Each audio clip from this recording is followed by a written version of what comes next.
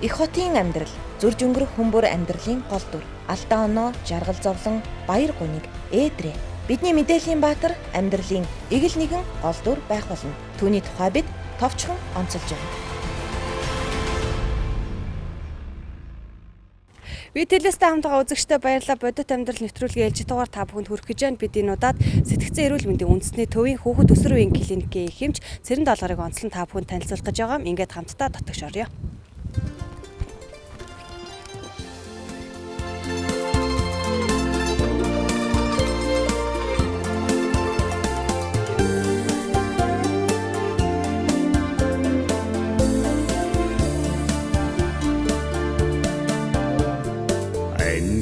Гэдэг жаргал дуусан цайлган дэлхий Би телестай хамтгаа үзэгчтэй баярлалаа. Бодит амьдрал нэвтрүүлгийн ээлж дугаар та бүхэнд хүргэж гэж байна. Бид энэ удаад сэтгцэн эрүүл мэндийн үндэсний төвийн хүүхэд өсвөр үеийн клиникийн эхэмч Цэрэн Долгорыг онцлон та бүхэндээ танилцуулах гэж байгаа. Мөн Цэрэн Долгорын эмчтэйгээ ярилцах зураа одоо яг энэ хүүхэд өсвөр үеийнхэнд манд тулгамдаад байгаа асуудлыг эцэг эхчүүдэд маань бас зориулж зөвлөгөө өгөх юм бас зорилготой ирсэн байгаа. Гэж юуны өмнө танд энэ өдрийн мэндийг хүргэе. За баярлалаа, та нарт ч гэсэн өдрийн мэндийг хүргэе.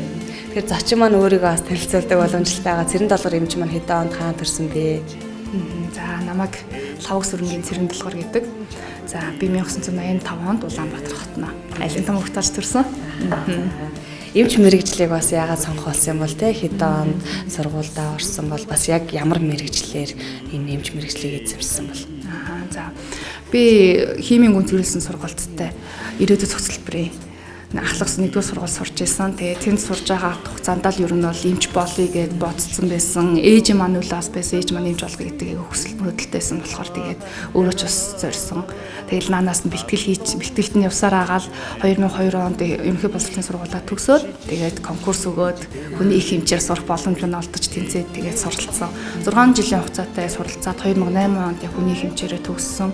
За тэгээд төгсгийнхөө өмнө бол би яг энэ сэтгцэн эрүүл мэндийн үндэсний төвд бол шалгуулад энд орох боломж нэгдээ тэнцээд тэгээд яг сэтгцэн эмчээр ажиллах болсон байгаа. Тэгэд энд бол ороод би ажиллаж явах зураа мөн эхний нэг жилдээ сэтгцэн эмгэг судлаач гэсэн нарийн мэрэгжлийг давхар суулцаж эзэмшсэн. Тэгээ ер нь бол яг сэтгцэн эмгэг судлаач эмчээр бол одоо 10 дахь жилдээ ажиллаж байгаа. Тэгээ энэ хугацаанд бас мөн сэтгэл засалч эмчээрээс суралцаад тэгээ давхар сэтгэл засал хийдэг мэрэгжилтэй болоод ингээд ер нь бол ажлын гараа маань бол ингэж эхэлсэн байгаа даа. Өөрөө чинь бас ингээд судалж яхад тийм ээ стрессээс шалтгааллах өвчлөлийг тухай бас нэг илүүтэй ярьдаг юм шиг санагдсан л та. Тэгэхээр яг энэ 10 жилийн хугацаанд энэ эмнэлэгтээ бас ямар тасгуудаар нь ажиллаж яв. Ялангуяа энэ хүүхэд өсвөр үеийн клиниктэй ажиллаад одоо хичнээн жил болж байгаа юм бол. За бидний ер нь бол маа байгууллагын зорилго байт юм уу бүх хүмүүсийг ол чадваржуулах, хөрвөх чадвартай болгох гэсэн зорилготой байдаг учраас бидрэг бол нэг газар нь бол удаан ажилладаг. Тэгээл хөрвүүлдэг, дасгаас дасгийн хооронд амбалтаар гэх мэтэл хүн үзэх, үзлэг хийх дээрээс нь бусдад зөвлөгөө өгөх гэх мэт бүх чадварыг хөгжүүлэх зорилготойгоор ер нь бол маш сайн хөрвүүлдэг л те. Тэгээ би бол хамгийн анх бол амбалтаар үйл ажиллагаа миний ажлын гар бол эхэлж ирсэн. Хөдөө орон нутгийн хүмүүсийг үздэг байсан, зөвлөгөө өгдөг байсан, асуудлыг шийддэг байсан. Дараа нь бол мөн яг сэтгцэн эмгэгтэй хүмүүсийг эмчилдэг тасагт бас ажиллаж байсан. Тэгээд хотын хүмүүсийг тэгээд дээрэс нь хөдөө орон нутгийн гэх мэтээр тасгууд маань бол харьяалаараа хуваагдсан байдаг. Яг тэр харьяалаар дагуу ингээд шилжээд яг ингээл явж исэн. Тэгээд мөн сургалтын мэрэгчлэлт нэрж бас нэг жил ажиллаж байлаа. Тэгээд ер нь бол маш олон төрлөөр ажиллаж исэн. Бас стрессийн шалтгаанд сэтгцэн эмгэгтэй тасагтаас клиникт ажиллаж байсан. Тухайн үед бол бас зөвлөгөө өгөх чадвар бол тухайн үед бол илүү их сайжирсан. Үүний дараагаар мөн шүүх сэтгцэн эмгэг судлалын клиникт тасагт бас ажиллаж байгаа нэг шүүхийн холбогдолтой хүмүүст экспертиз хийх гэсэн чиглэлээр бас ажиллаж байсан. Хамгийн сүүлийн 2017 оны 1 сараас эхлээд яг хүүхэд өсвөрийн клиниктэй дагнан ажиллаж байгаа бөгөөд одоо энэ бол яг миний өөр юм бол зорьсон. Цаашд бол ингээд бүр ингээд энэ сэтгцийн салбартай яг энэ чиглэлээр л ажиллана гэж зорж байгаа салбар маань байгаа. Ер нь бол ингээд олон төрлөөр ажиллаж явсаар байгаа л тэгэл эцсийн бүлэгт яг олж ийнаа л гэсэн үг л дээ.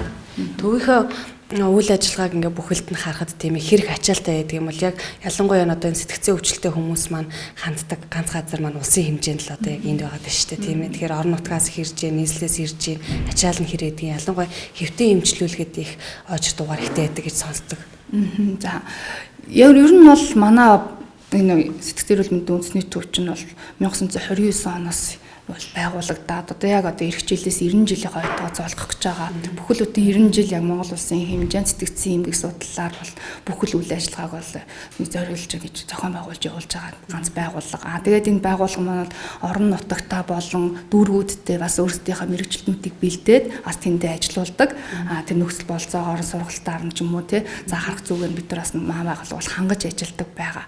Тэгээд яг хүүхдийн салбартаа бол одоо улстай бол ганцлуулж таарад байгаа. Яагаад гэх юм бол дүүргийн эмнэлгүүд бол орон нутагт яг хүүхдийн сэтгцэн эмгэгээр мэрэгсэн хүмүүс байдаггүй. Тэгэхээр энд хэвтийн эмчтүүлэх үйлчлэг хийх гэх бүх зүйлийг л одоо яг л манай байгууллага гардаж авч л нуруунд дөр өөрч байгаа гэсэн үг. Тэгээ үүнтэйгээ холбоотой ч байдаг юм уу? Ер нь бол хүүхдийн чиглэлээр бол ачаал маш өндөр. Бусад хэсэгдээ ч насан туршидтайгаа салбарт ч гэсэн маш их ачаалтай байдаг. Ялангуяа сүүлийн үед одоо сурталчилгаа, мэдээллийг хүмүүст олон нийтэд их сайн түгээж байгаатай холбоотой мөн хүмүүс одоо нийгмийн стресс бухимдалтай холбоотойгоор бол өөрсдийгөө бас их ойлгодог болж мэдэрдэг болж тэгээд бидэнд бол яг сэтгцийн асуудал байгаа юм байна, тулгымцсан асуудал байна. Энийгээ бид нар хаана хандаж хинээс зөвлөгөө авч явах ёстой вэ гэдэг бас зүг чигтэй болцоосонтой холбоотой бас механикаар бас ер нь л ачаал ихсэж байгаа.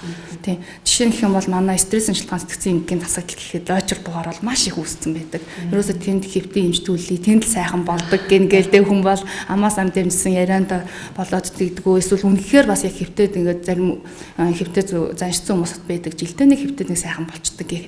Тэгээ энэ бол ерөнхийдөө цаагаараа сэтгэл зүйн шалтгаантай стресс айгүй их байгаатай холбоотой энэ бол бас их тоо ихсэж байгаа. За хүүхдийнх бол өөрөөсөө маш их болсон. Бид нар бол одоо энэ амбулатортой гэхэд бол өдөрт 12 хүүхэд үзэх тийм нормтой байдаг бол яг 12-оос бол байнга илүү байдаг. Нэмэлтээр хүүхдэд байнга орж ирж идэг. Хөдөө орон нутгаас ирж байна тий. Тэр хүмүүс чинь бол шууд цаг авахгүй хурж ирээд үзүүлэх шаардлагатай болдог учраас бид нар бол цааргалахгүй бол үзлэгээ хийгээд өгдөг. Шаардлагатай хүүхдний хэвтээ эмчтүүлээд тэгээд тусламж үзлэгийг үзүүлдэг байгаа. Ер нь бол ачаал ихтэй.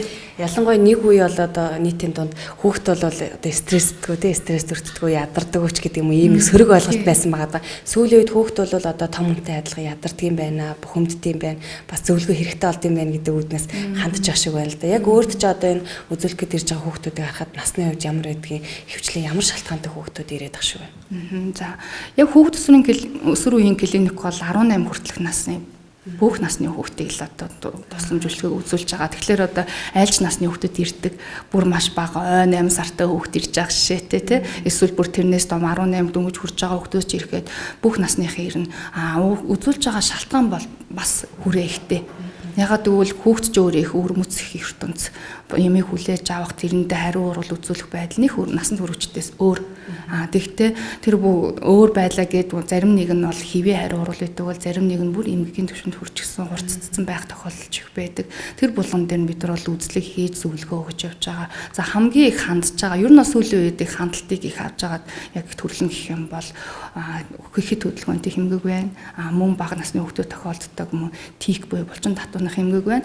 Тэгээ үүнтэй холбоотойгоор дэлгэцийн донтолтой асуудал бас нэлээ их газар авч бас их хандлтыг нэмэгдүүлж байгаа юм асуудал бол байгаа. Тийм. За хэдэн минут болсон. Тогч. За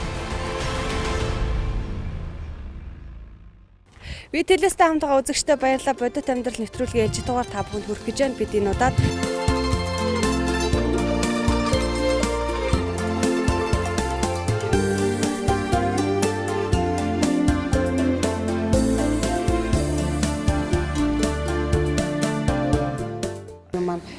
хуучин цагаан байр гэж яригадаад байгаа шүү дээ. Энд л гол үйл ажиллагаа явагддаг гэж ойлгож байсан. Гол хүнд өвчтнүүдэд тэнд авдаг гэж ойлгоод байгаа.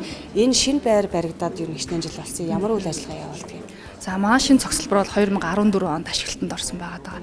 Энэ шинэ цогцлборын маань гол одоо үйл ажиллагааны чиглэл нь гэх юм бол төрөлцөн нарийн мэргэжлийн илүү төлхөө үзүүлдэг. Ялангуяа одоо сэтгцэн тулгамдсан асуудалтай тэгээ мөн анх удаа сэтгцэн эмгэггүй болмоос хандж байгаа хүмүүсийг бол энд авч одоо үйлчилгээг үзүүлдэг. Дээрээс мөн поликлиник үйлчилгээ буюу одоо тусламж үзлэгийн тусламж үйлчилгээг бас энд үзүүлдэг байгаа. Одоо бидний явж байгаа нэг хэсэг болох юм а төрөлцөн тусламж үйлчилгээ үзүүлдэг нэг хэсэг байна. Энэ болохоор тийшээ бол хяналтын хүмүүс маань үзүүлж та энд тусламж үйлчилгээг авах дээрээс нь бол үнгүй юмд хамрагдах гэх мэт одоо байгаа байгууллагын зүгээс улсын зүгээс одоо ямар л арга хэмжээ авч энэ бүгдийг л энд одоо үзүүлж байгаа гэсэн үг л тийм. Бас мөн энэ цогцлборд манай хүүхдийн тасаг манаас ажилдаг, мөн стрессийн шалтгаанд эмгэгийн тасаг ажилдаг, мөн донтол судалгаанд эмгэг судлалын тасаг маань бас энд ажиллаж байгаа. Тэгээ анхын өвтгчийн тасаг гэх мэт. Тэгээд яаралтай тусламжийн үйлчлэгийг бас энд бас үзүүлдэг. Ерөнхийдөө бол яг төрөлцсөн үйлчлэгийг аль энэ төгсөлбөр дээр авдаг гэж ойлгож болох юм. Энэ сэтгцэн эрүүл мэндийн үндэсний төвд маань ер нь шуурхай бүр яаралтай эмчилгээ авах юм шаардлагатай хүмүүс ирдгүү. Тэр хүмүүс ирсэн тохиолдолд шууд аваад одоо хэвтэ эмчилгээ хийх юм боломж нь байдгийн болоо эсвэл танаа төвд байнгын хяналтанд байдаг бас юм хүмүүс ер нь хэр байдаг. За байнгын хяналтанд байдаг хүмүүс бол угаасаа байгаа л та. Тэгээ энэ хүмүүс болохоор яг одоо өвчин хурцсадсан сэтэрсэн үедээ бол үзүүлээ шаардлагатай бол хэвтүүлэн эмчилгээ авдаг. Дээсээ бусад үедээ бол ер нь бол хяналтын үзлэгтээ ирээд тэгээ эми эмчилгээг аваад заалгаад аваад явдаг гэсэн. Байнгын ер нь хяналттай л явдаг гэсэн үг л дээ. За бүр яг хурц одоо солиоролд ороо сэтгцийн хувьд бол уцаа асуудал нь гүнзгийрээд те сэтгэц хөдөлгөөний тогшролд орсон ч гэдэг юм уу сэтгцийн хувьд бол яаралтай тусламж шаардлагатай болсон хүмүүсийг бол бид нар бол нэн тариу аваад тусламж үйлчилгээг үзүүлдэг. Тэгээ ерөнхийдөө бол ингээд ор хүлээлгэнч гэдэг юм уу хурц өвчтөй хүмүүсийг бол хүлээлгэх гэсэн асуудал байдаггүй. Ерөнхийдөө бүгд яг тусламжаа цаг тухайд нь хуваарлтынхаа одоо ирэмлэн ангилтаар бол тусламж үйлчилгээг үзүүлдэг.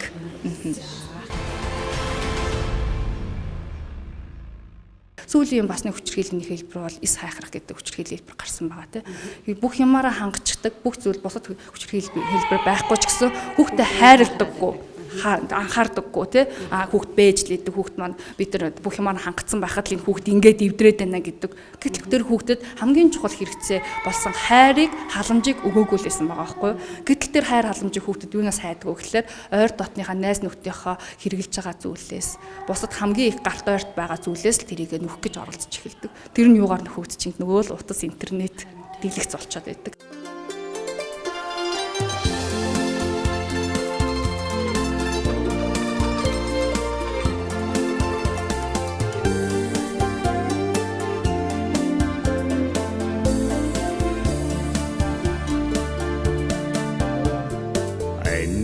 Ялангуяа түрүү ярьсан шүү дээ хүүхдийн өвчлөлийн дунд дэлгэцийн донтолт гэдэг нэлээд бас байна их байна гэдэг. Энэ өвчин үүсээд байгаа гол шалтгаан нөгөө зураг тоц компьютерийн хэрэглэл болоод ах шиг байна л да тий. Яг танаа төвд бас хандж байгаа хүүхдүүдийн хичнээн хувь нь одоо яг энэ өвчнөр өвчлсөн байна. Насны хувьд аваад үзэл ямар бол дэлгэцийн донтолт гэдэг бол ерөнхийдөө бол энэ бол бүр шинэ гарсан сүүлийн үед илүү их нэмэгдээд байгаа л төрлөлтөө яг тэгээд олон улсын ангилалтаа бол яг дэлгэцийн донтолт гэдэг бол өвчний ангилалт байдаггүй. Гэхдээ бүр 1996 оноос л одоо интернетийн дон гэдэг юм яригадаад эхэллээ гэдгээр бүр олон улсын ингээд бүр сэтгцийн эмч нарын чуулга уулзалтан дээр бүр гэж яригдчихсэн юм билээ Америкт. Тэгээд тэгэхээр тэр үеэс эхэлж л тодорхой хэмжээгээр хүмүүс бүртгэгдэл явж исэн гэсэн үг байна шүү дээ. Энэ маань юутай холбоотой гэхээр сэтгцийн эмгэг маань ерөнхийдөө бол яг дэлгэцийн донтолт маань энэ хэтрүүлэг хэрэглээ гэдэг юмтай холбоотой болчиход байгаа. Дэлгэц хэрэглэл ямар нэгэн компьютер хэрэглэх, утсыг хэрэглэхдээ интернетийг хэрэглэж өөрөө хэрэглээ. Гэтэл энэ хэрэглээ хэтрүүлээд цаг наргүй, хязгаар тавихгүй, мөн тэгээд амин чухал хэрэгцээтэй зүйлс болсон суралцах, ажиллах, эсвэл унтах, идэх гэх мэт чухал хэрэгцээнүүдээс нэгдүгээр тавиад л ингээд зөвхөн тэрэндээ зориулаад байх юм бол энэ мал эмгэг болж байна гэж ойлгох хэрэгтэй болчдөг. За шалтгааны хувьд бол маш олон шалтгаан байдаг.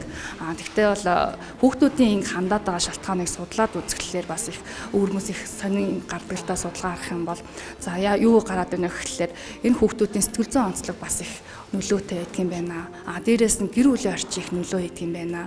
Тэгээд энэ олон зүйлийн хавсраад ирэхээр дэлгэцийн донтолтод өртөх боломжтой болдго юм байна гэсэн үр дүн гардаг.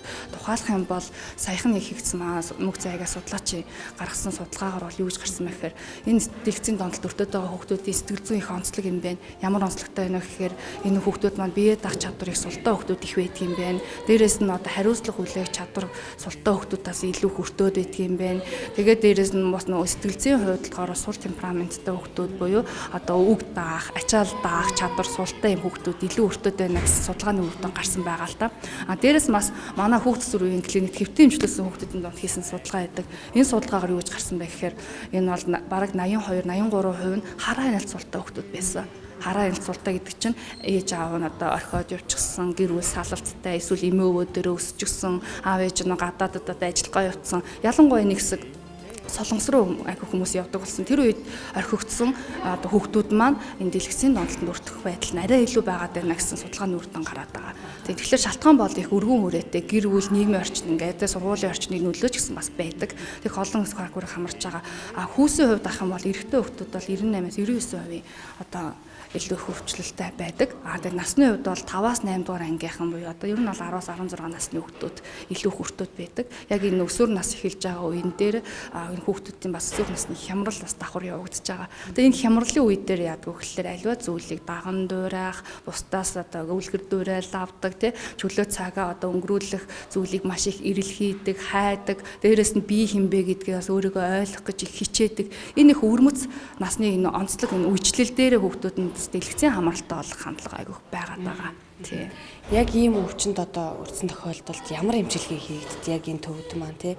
Тэгээд нэг эмчилгээ хийгээд гарсан хүүхэд маань дахиж бас одоо сэтрэх магадaltaй бүрэн идэгдэггүй гэсэн бас нэг ийм яриа яваад байна л та. Тий.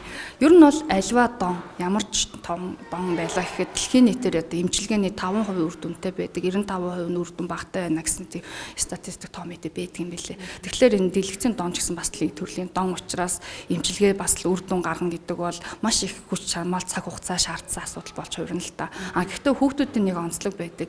Ер нь бол нааштай их эргэхтэй их хурдан байдаг. Хүний үгийг авахтай их өрмөц онцлогтой шүү дээ. Бусдыг даган дуурайх хэв шинж гэдэг маань бас л нөгөө эмчилгээнд бас л нэг чухал нөлөө үзүүлээд явцдаг. Сайн үлгэр дуурай, сайн жишээг ингээд дагаад ирэхээр хүүхдүүд маань өө эн чинь болохгүй юм байна гэж ойлгож эхэлдэг тий. Тэгээ яг тэр үед нь болохоор тэр эмгэг дур үсээд байгаа тэр хорхоогоо дураа зуршлаа яаж дарах вэ гэдэг талаас нь бид нар бол зөвлөгөө өгөөд тэрийг нь одоо дадлагжуулаад яваад ирэхээр үр дүн бол гардаг. Ер нь бүрэн эмчлэгдэхгүй гэсэн зүйл бол байхгүй. Гэхдээ хугацаа шаардна.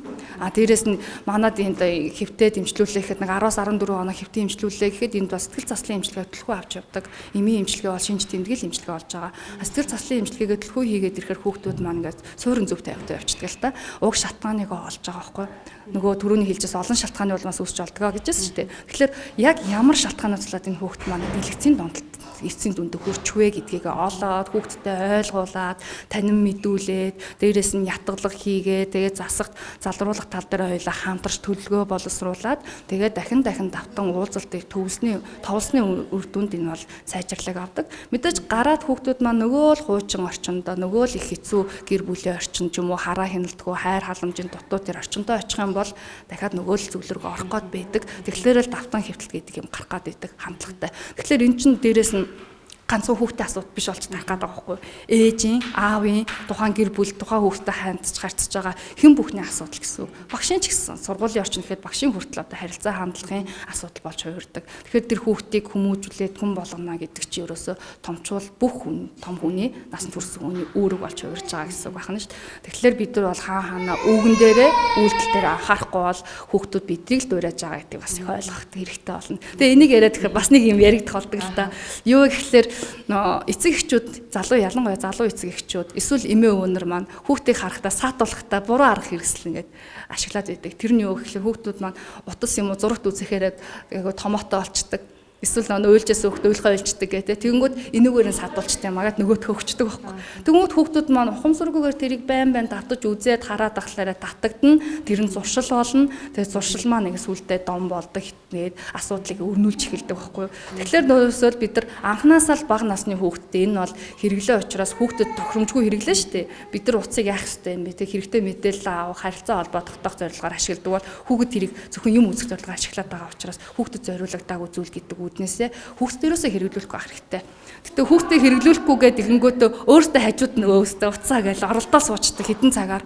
Тэгэнгүүт нөө хүүхд тавих анхаарал халамж гэдэг юм чинь үгүй болоод иргэндэг. Дээрээс нөө хүүхдүүд маань аав ээж хоёр хийгээд байгаа юм чинь би ч гэсэн хийж болох юм байна гэж ойлгоод л тэгэл уцсыг ээж аав тавилаа залгуулад хүүхэд авчдаг. Тийм асуудал гардаг болохоор бид нар өөртөө хүмүүжүүлэх юм бол хүүхд маань хүссэн өсөө бидрийг дуурайгаал хараад зөв хүн болоход нь дадал нэг суугаад эхэлчихнэ л гэсэн болдог. Тийм. Та бүхэн яриа бол яг энэ хүүхд төсрүүийн клиник ялангуяа энэ хэвтэ эмчлүүлэх тасагтны явагдаж шүү дээ. Нарийн бас одоо төрсийг бол авч болохгүй ялангуяа ёс зүйн хувьд бол зохимжгүй байгаа тийм ээ. Тиймээс үзэгчид маань ойлгох. Ер нь одоо энэ хүүхдийг ялангуяа сэтгэл зүйн хувьд энэ өвчлөд байгаа энэ асуудлаас сэргийлэхийн тулд эцэг эхчүүд маань ер нь яах вэ? Энэ бол дан ганц эцэг хийж биш бас нийгмийн орчноос асуудал бол яригдах гэдэг тийм ээ. Тий. За ер нь бол яг ингээд урьдчилан сэргийлэх бол хамгийн зөв арга болж байгаа. Түрүүний хэлжсэн дэмжлэгийн үр дүн бага байдаг болохоор бид нар урьдчилан сэргийлэх л зүйтэй. Урьдчилан сэргийлэх яриг гэх юм бол баг хүүхэд ихийн хөвлөд байх үеэс эхлээл бид нар хүүхдийн хүмүүжлийг ярих хэрэгтэй болдог.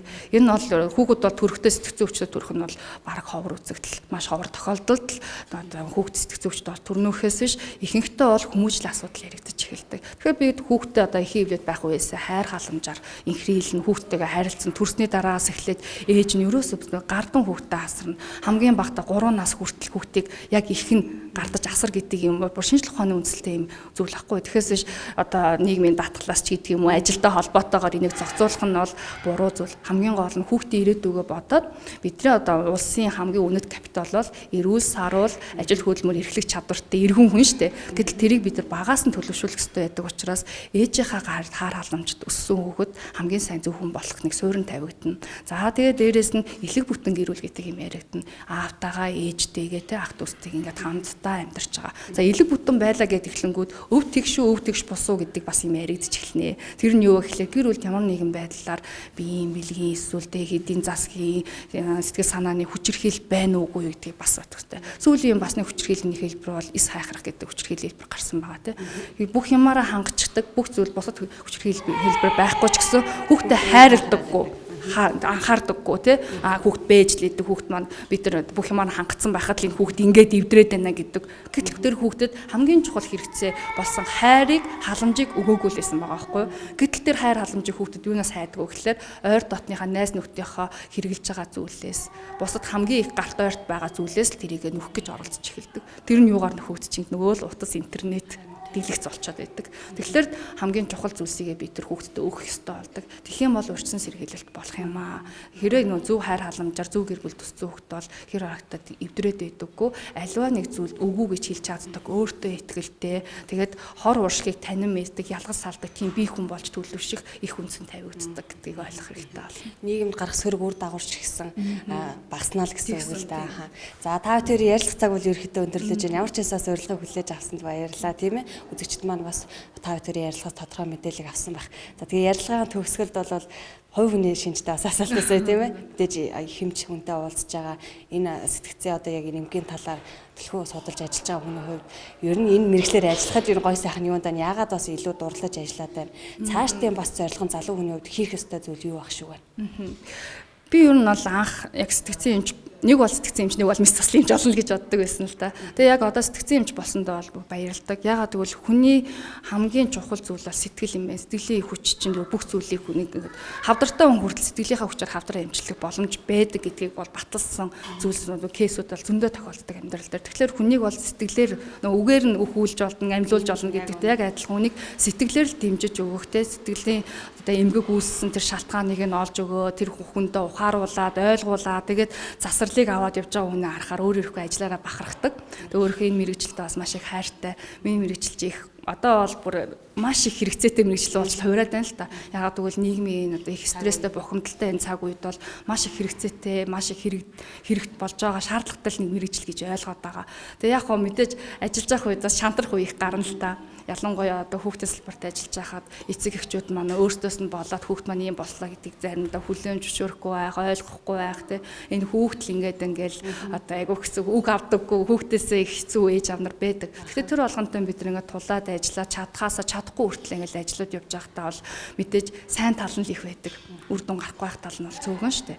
Тэгээд тэгэнгүүт ажиллаараа бахархдаг их гоё мэрэгжил. Тэгээд манай сэтгцийн салбараар сүүлийн үед хүмүүс айгуух сонирхдаг болсон.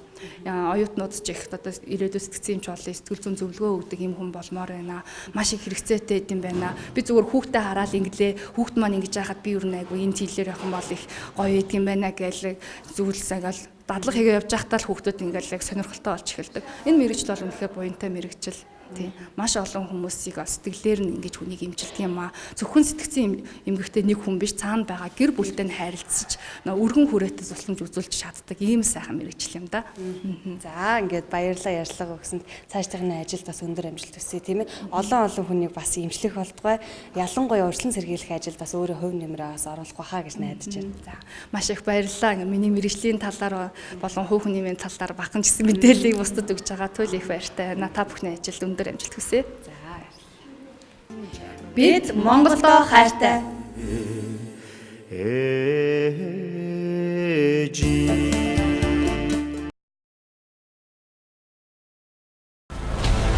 Эх хотын амьдрал, зурж өнгөрөх хүмбэр амьдралын гол дүр, алдаа оноо, жаргал зовлон, баяр гуниг, ээдрээ. Бидний мэдээллийн баатар амьдралын эгэл нэгэн гол дүр байх болно. Түүний тухай бид товчхон онцолж байна.